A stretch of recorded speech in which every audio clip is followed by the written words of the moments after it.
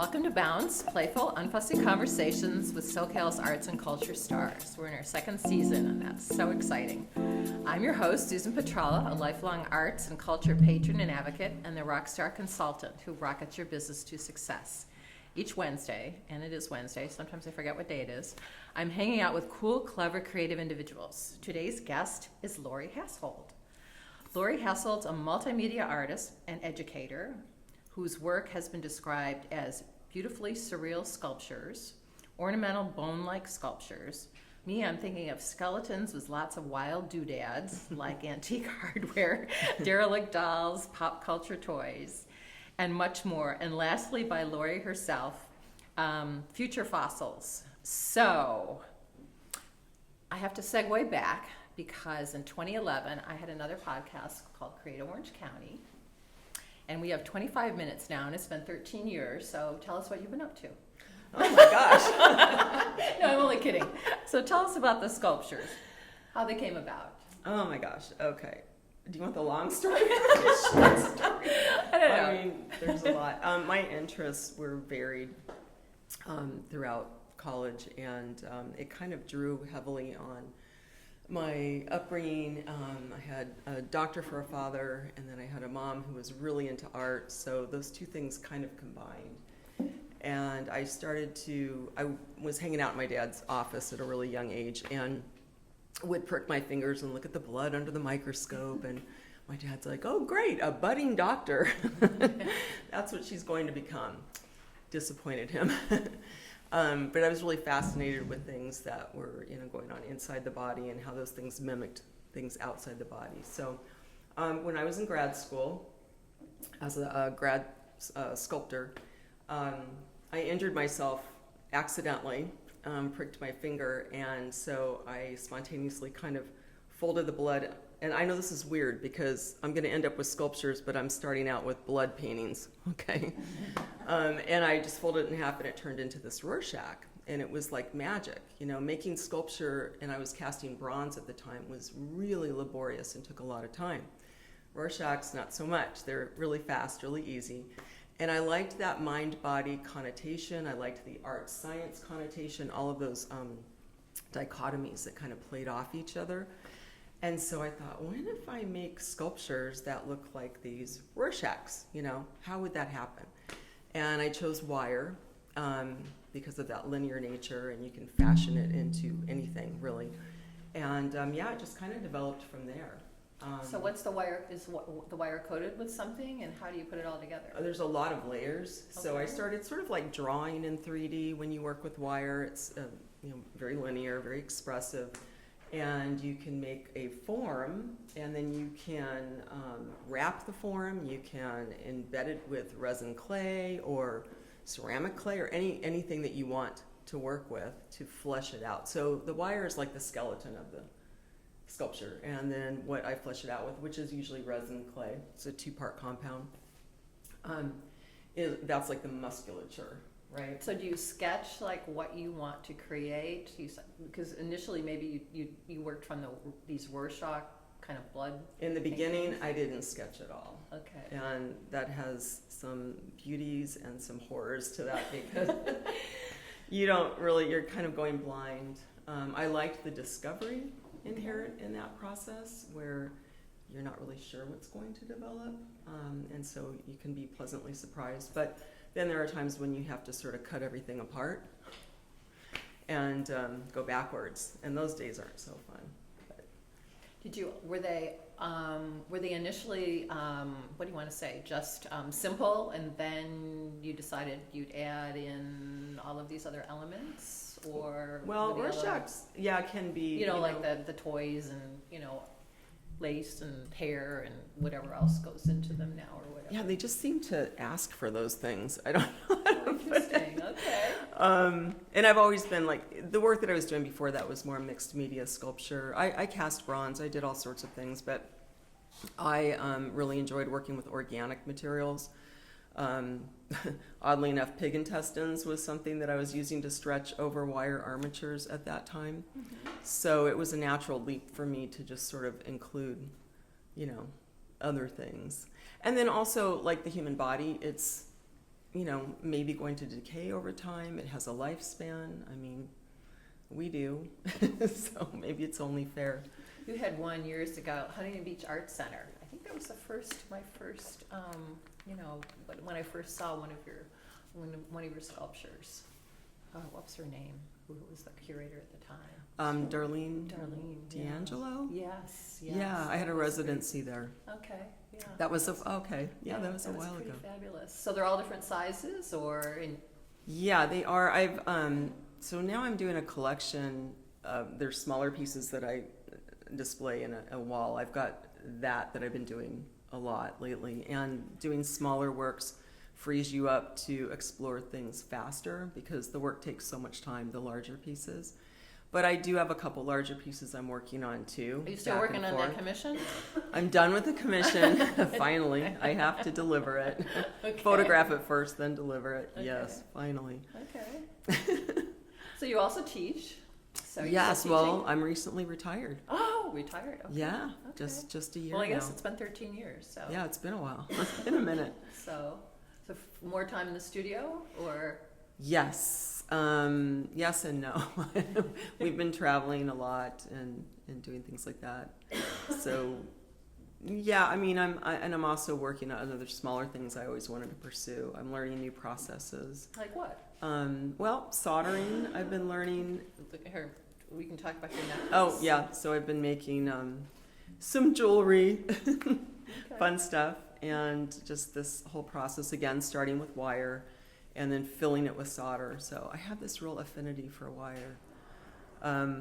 It started really young, I think, way back when I was in high school. Huh. Yeah, this is kind of a weird story, but Tell us your weird story. I was in a philosophy and literature class, and the instructor wanted us to make something that illustrated our life's philosophy. So I don't know about you guys, but that's a pretty tall order, especially for a senior in high school. I don't think I had one yet. And I was really into art. I was always taking art classes, and I went in the garage, which was always a mess, and I found this like wrangled up piece of wire, and it had solder on it coincidentally, so it was sort of like silver and copper and these different colors. And I wrote this poem about it. It talked about, silver linings and the twisted, tangled road that you journey on, And I got an A. So wire's good to me. Yeah. So early on. Oh, how fun. Well, it seems as if, all of the artists, at least I've interviewed, have something like, Nancy has got music. Yeah. Anne-Marie Rousseau as line, it's like you kind of like, hit on something, and that kind of informs your process, kind of your practice, yeah. or whatever. So I was caught by, I think it's her latest biography, because I have one from 2011 or whatever, and I'm like, oh my God, she was at Banksy's Dismaland. So it's like, tell us about that. Well, she's semi-celebrity. Oh, I don't know about that, but my husband, who's a painter, Jeff Gillette, he paints third world poverty, and he puts Mickey Mouse and other cartoon characters in it. And typically Disneyland is sort of a target of his, so he might have a beautiful Disneyland castle that's crumbling and decrepit, and in a field of slums and apocalyptic landscape. And Banksy saw that work in LA at a show that Jeff had, and he contacted him and asked him to show his work at his project Dismaland that was in the UK. And so Jeff did a bunch of work for that, and he flew us out, and we were there a week beforehand, and none of the other artists were helping, which I thought was really weird, because it was so fascinating watching this production. It was all undercover, right? So it was called something else, and you had to wear credentials. It was supposed to be a movie. But there were drones flying overhead, and just, people were getting wind of it. So we made the ears. So if you don't know anything about Dismaland, it is a dismal take on Disneyland. And all of the game stewards wore these ears made out of paint can lids that were affixed onto these headbands, and they were all instructed to be very depressed and downtrodden when they were helping the festival goers. So it was a life-changing experience, really fabulous. The art there was just mind-blowing. Banksy himself is unbelievable. So it was a great experience. Who will never know, I guess. Maybe somebody will out him one day, or her. Who knows? I think there's a lot on the internet that you can find on him. So besides the jewelry, what's kind of like coming up next? Or I am in a show in Melbourne, Australia, coming up. We're leaving November 13th at Okay. BN Art Gallery, okay. and I'm really looking forward to that because I love that gallery, and I'm Did you really. did you create a work especially for that, or is it No, showing just some he liked a few of my pieces, and he wanted those there. So okay. Jeff is also having a show there, so it's kind of being a husband and wife. It's kind of nice when you both have art events that coincide. I know I was like, okay, should I introduce her as her name or adding his name? But I thought just your name. Yeah, my name. Thank Yeah, you. your name. Okay. So what else?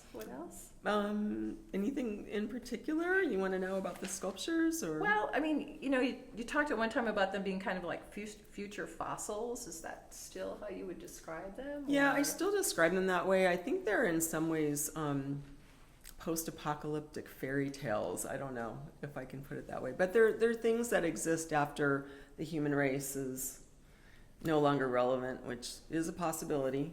Our extinction could happen. I mean, I prefer to think of us becoming a global species, so that, because I'm really into outer space and all that stuff. So if we're a global species, maybe we'll be able to make contact with other, species or planets. But where's it going? Oh yeah, so post-human fairy tale, I guess is what I'm looking at. And whatever gets to exist, they get to use what we left behind. And there will be a lot of stuff. And they get to sort of, there will be a whole bunch of stuff. So they get to, gather up what's left. And the narratives that come out of that, I think, are very interesting. So, I mean, I really am kind of a romantic nihilist at heart. And I love fairy tales. I grew up on fairy tales and all the art in the fairy tales. And I think that is what comes through still in the work Okay. for me. Okay. I've been getting, it's funny because everything I do is so earthbound. It's so organic. It looks like it has a lifespan. But I'm so fascinated with outer space and with things that we don't understand, like dark energy and dark matter. And the things that I want to do next maybe reflect more of that, and might be more, I want to get on a larger scale again, and might be more silhouette driven, shape driven. I'm not sure what the little layers or secrets will be inside of those things, but Maybe a sculpture, one of your sculptures in outer space. yeah, what it would look like with zero gravity, I don't know. Yeah. And they have a certain color palette to them. So will that ever change? I mean, it's kind of Yes, black and kind of well, it's beige more like and- skeletal, I Yeah. guess, and then organic browns and creams and golds and things like that. But yeah, I'm really interested in more sort of different shades of black, gunmetal, silver, matte surfaces, shiny, luminous surfaces, surface and different shades of a tone, I guess. So I think it's not going to be quite as pretty, Oh. at least what I'm seeing in my head, although there'll be Interesting. elements of that. I'm really into geology and, geodes. I don't know, those might make an appearance, so I guess that would be the sort of ornamental factor. Okay. So the smaller pieces, do they create a larger work, or they're individual? They're individual, they work individually, but they are, they're small, and then they sort of work together as a whole. So the answer is yes to both. David? Interesting. I was ask a question. Sure. I often collect things for you, knowing that, look, Yes. a bird skeleton that you find like in the garage or something. Yes. What would be on this new checklist? Geodes, Yeah. fractured glass. I still, a meteor, yeah, right? I still think bones might be in there. I do think they will be in there, but they might not be bone colored. They might be more like graphite toned or something that looks more charred, I guess. I mean, I have to think about what would the things I do look like if they were exposed to outer space, I guess. You know, if organic matter was exposed to outer space in a way. Not the organic matter that can explode, but bones and things like that. I don't know what would happen. Is that stuff decomposable? What would happen to Does that? NASA have something like you can apply to, you know, propose an art type project to go like, you know, up? Because actually, I'm on the John Wayne Airport Arts Commission thanks to David. You mean you think I could go up in outer space? That No, NASA one would of, let me? one of your art projects and just kind of like see what happens. See what happens? Yeah. Well, if you want to pay millions of dollars, you could go up in Blue Origin, I guess. I think with enough money, I could probably do that.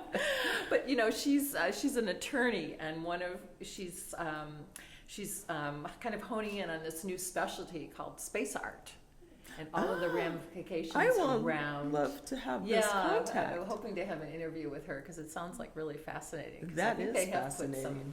because they've also, some of the NASA astronauts, they've asked to create art from their journeys, or they have created art, you know, from their journey or whatever. But Very I don't know cool. if there's anything out there floating around. But you know, I don't know. Oh, I'm So maybe- fascinated. Yeah, there you go. Look at NASA and see if there's an art Wow, thing. thanks, Susan. That would be cool.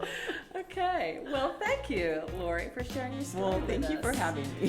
You made Bounce Bounce. A special thank you to our generous sponsor, Coastline College's Fine Arts Department and Art Gallery, David Michael Lee, Director, Curator, and Professor